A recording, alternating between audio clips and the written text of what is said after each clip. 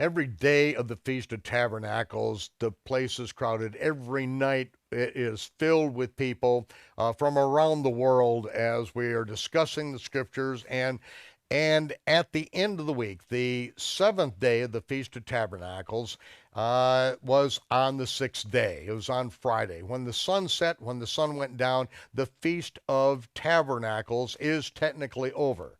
The next day is the last great day, Hoshana Rabbah, and it's going to be at the end of the last great day, when the sun sets at the end of the Sabbath, that we have our first production meeting for Last Great Day Productions. And that week we're going to be out in Gomorrah filming the Sodom and Gomorrah episode of the A Rood Awakening series, our first episode to be filmed.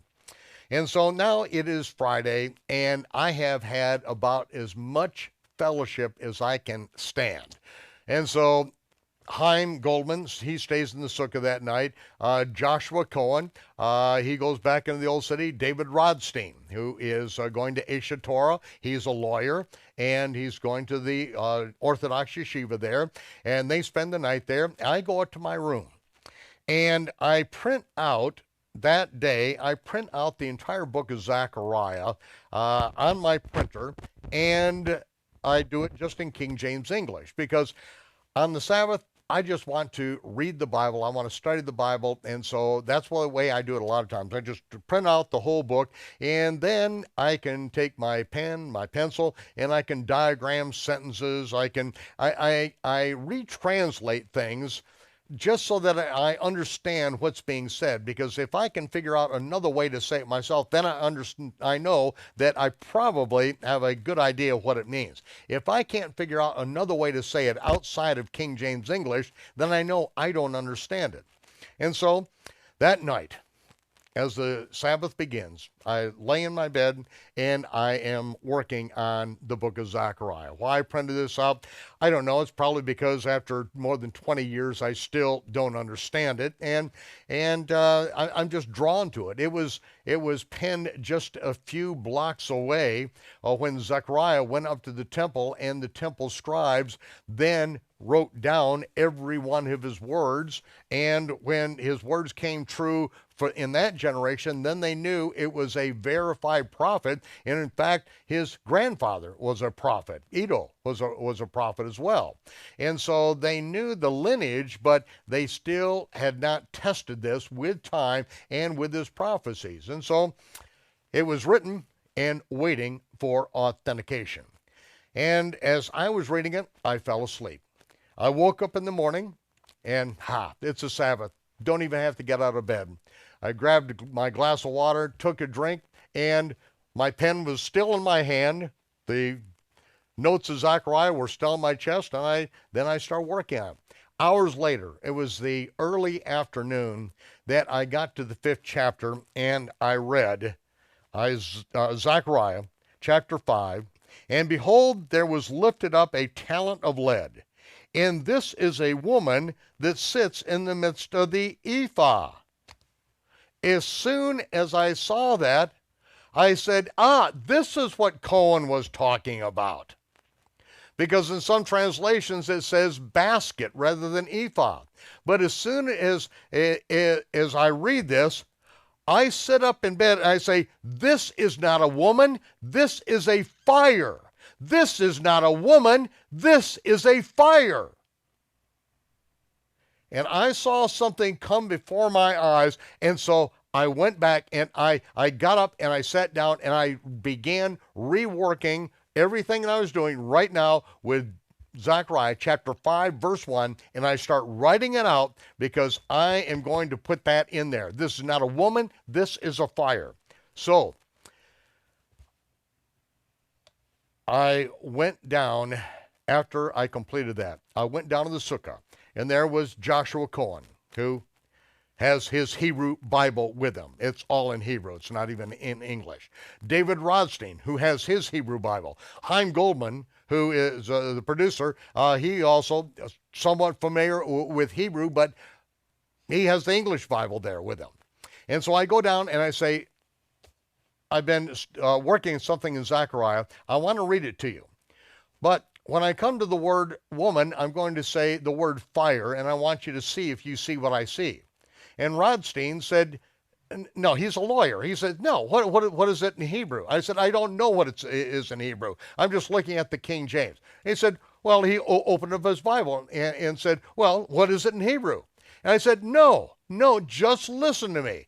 And he wasn't going to let me get away with this. And I finally said, all right, just shut up and listen to me. And so I began reading. When we got to that section, and then their mouths dropped open, all of them. They said, okay, we see it, but what does it really say in Hebrew? Rodstein opened up his Bible, and there it was, in Hebrew. It's not a woman, Isha. It is Asha. It is a fire. Right that moment, ladies and gentlemen, I knew this was revelation from heaven, because I could not have known this by any other means. To sit up and shout out, this is not a woman, this is fire. Every translation has been wrong, and in fact, what happened is that in Zechariah, there are no vowel pointings. It is like this scroll of Esther here. This was done for me in Israel, the scroll of Esther, just like the Torah scroll, just like Zechariah. There are no vowel pointings in it at all, not a single one. And so you only know the vowel pointings by the context. And so back in the days of Zechariah, there were no vowel pointings in it. But the Masoretes put a vowel pointing, they put a chametz there, making it Isha, a dot, just a dot that makes it Isha, instead of Asha. Asha, which is fire offering. Now, I want to take you to this because, ladies and gentlemen, this is revelation for this day and time. Because once they put the vowel pointing in for Isha instead of Asha, no one could read it correctly. Every translation on the planet has been wrong, and even the Hebrew manuscripts that had the vowel pointings are wrong. Now, I'm going to take you on this journey, because this is a provision for you, if you have ears to hear, which narrows the field substantially. Zechariah chapter 5, verse 1. Then I turned, lifted up my eyes, and looked, and behold, a flying roll. When I saw the word roll in English, I assumed, and it was correctly, that it was Megillah. What is a Megillah? Well, this is the Megillah of Esther. He looked up and saw a flying roll. It's not a jelly-filled Bismarck. It's not a carpet roll. It's not a sushi roll. It is a flying Megillah. He sees it flying in the sky. And the angel said to me, what do you see? And he said, I see a flying Megillah. The length thereof is 20 cubits, and at 20.62 inches to the divine cubit, and that is how all of the measurements are done in the Bible, is the cubit and a handbreadth of Ezekiel. But Solomon, who built the gates of Hazor, Gezer, and Megiddo, which are still intact today, excavated down, they still measure exactly in the divine cubit of 20.62 inches. The Ark of the Covenant, all of the table of showbread, all the implements of the temple are all measured in the 20.62 divine cubit, also called the royal Egyptian cubit as well, but it's the divine cubit. And at 20.62 inches, he looks up and sees something that is 34.5 feet long. And the breadth thereof is 10 cubits. Now, breadth in the Hebrew manuscripts is a line cast about, such as the Temple of Solomon. There were two pillars out front and a line cast about of 12 cubits. Well, 12 cubits, a line cast about, if you were then to move it into Greek measurement system of diameter, dia, through meter, through measurement, it would be times 3.14 of the line cast about. So in Solomon's temple, those pillars were about 6.5 feet in diameter. This here is 10 cubits, a line cast about, which is 5.5 feet in diameter.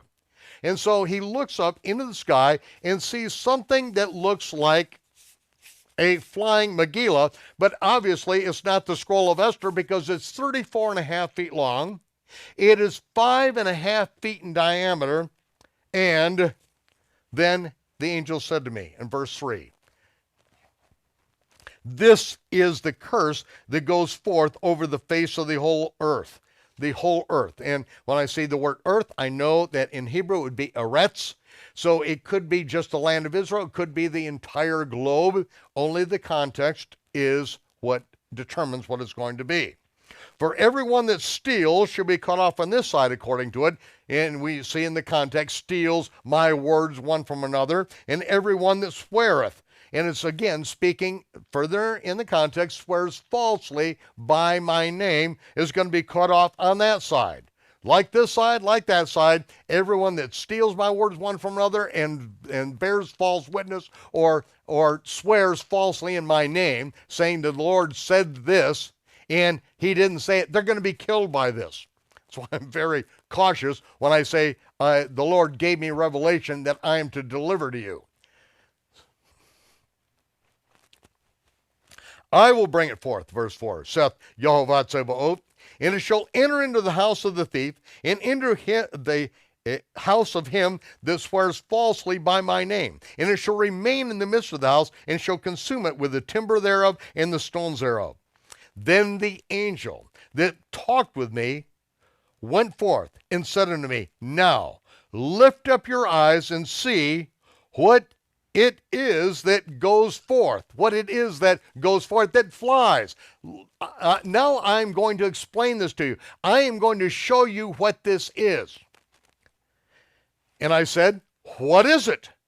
And he said, this is an ephah that flies, goes forth. This is an ephah that flies. Now, an ephah is literally a measurement. And it's usually measured with a basket or it is measured with a ceramic vase so that you get an exact measurement. And so when it says this is an ephah, we know the dimensions of it. It's not an ephah that's literally about 40 liters. That is what an ephah really is, about 40 liters. But this is a container. Now, I relate this biblically, as well as my upbringing. I was raised for a few years on an apple orchard. I worked on apple orchards. My father ran Pearson's Welcome Orchards at the corner of 44 and 66 in Michigan. And so I know what a bushel is.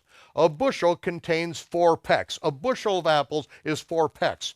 But yet, when we see that Yeshua says, and it's in King James, no one takes a candle and hides it under a bushel. He's not talking about 4 pecks of apples. He's talking about a container. The size of the container is irrelevant. It's just talking about he doesn't hide it under a container. Here, it's an ephah used not as 40-liter measurement, but as a container. It's a container that flies, 34.5 feet long, 5.5 feet in diameter. And he said, moreover, this is the resemblance throughout the earth. And behold, there was lifted up a talent of lead. And in Hebrew, it's literally a measurement, a talent of lead. That's what it says. Lead was something that was known in those days. It says the same thing in the Septuagint in Greek, talentov mulibu. And it says, it's lifted up a talent of lead, and this is a fire that sits or is positioned in the midst of this flying ephah. So he sees an evil fire offering encased in lead inside a flying container, 34.5 feet long, 5.5 feet in diameter. This is an asha. It's a fire offering. And he said this is wickedness. What is this. That's why we diagram sentences. That's why we need to know to whom and where the relative pronouns relate. This evil fire, this is wickedness. This fire is evil. This is an evil fire in a flying container that is encased in a sphere around a kikar, as it says in Hebrew, of lead. And he cast it, the fire, into the midst of the flying container, and he put the weight of lead upon the mouth, the opening thereof. Then I lifted up my eyes. Okay, and so now you have it, ladies and gentlemen. This is the exact dimensions of a Scud missile. 34.5 feet long, 5.5 feet in diameter. It has an evil fire offering in it. And what is it going to do? It is going to incinerate entire buildings, including the wood and the stone, and as it says, it's going to remain in the house. There is a deadly residue. It's going to kill people. I am going to bring this forth, saith Yehovah Sebaot.